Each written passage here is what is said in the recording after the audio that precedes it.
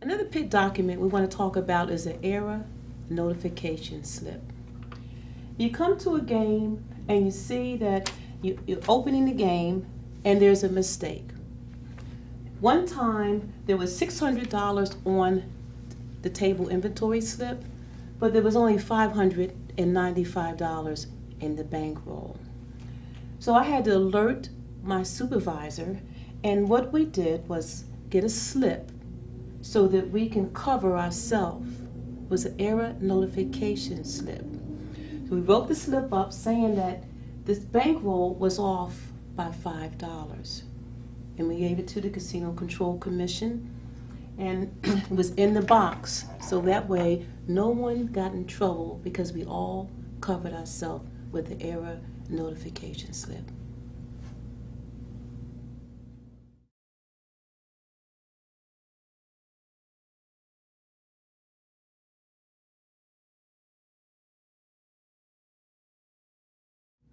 We're going to talk about a marker.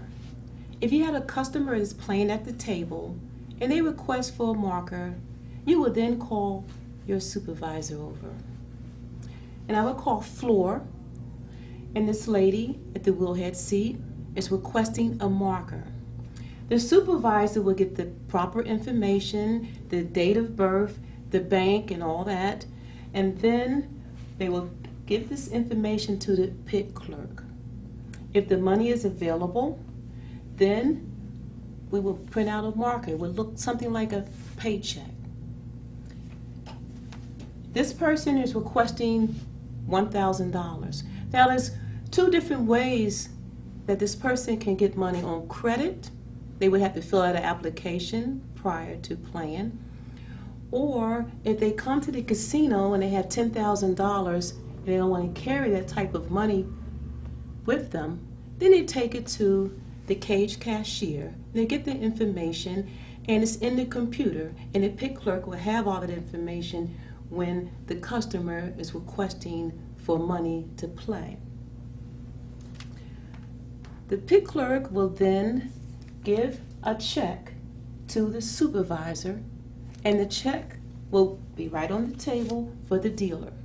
The dealer would check the date, the time, the pit, and all the information on the marker.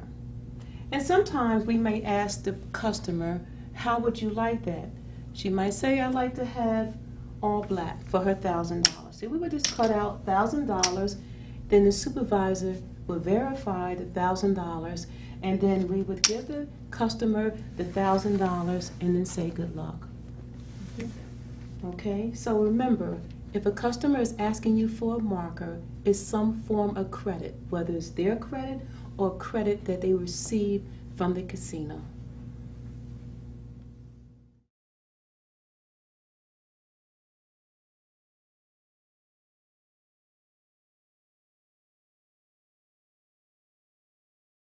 There's 3 different shifts in the casino: day shift, swing, sunrise, and some casinos call it grave shift.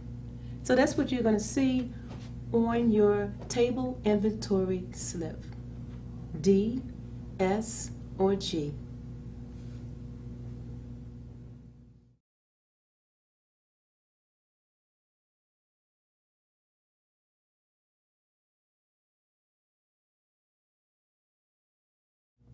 If you have any problems on the game, you have a supervisor, your floor supervisor. If you don't know that person's name, you just call Floor. And again, like I said earlier, you always keep your eyes on the table.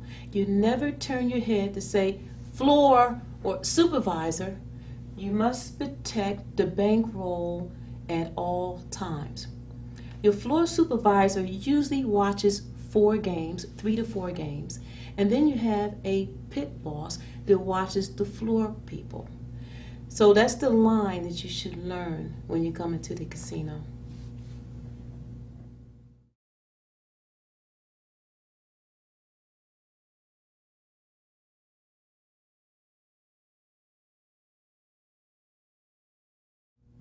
Usually you have 2 balls on the game at all times: a big ball and a small ball. If the ball pops out, goes on the floor, then you're going to say out loud, ball out. You will never ever leave your table to go get the ball. Someone did that and they got fired. So you let the supervisor or another dealer get your ball and bring it back. If someone brings the ball back, you cannot use that ball that went out of the layout, okay? Because someone might have switched the ball, or it might be a trick ball. It has to be examined by your floor supervisor. So you will use ball 2. That ball goes out, then you call your floor person and we will get the third ball and so forth. But never go and get the ball.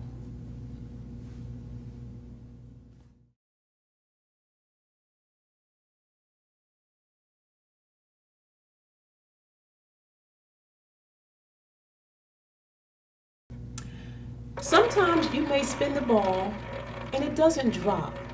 It's called a floater. You will call that out to your floor person. Floater, floater.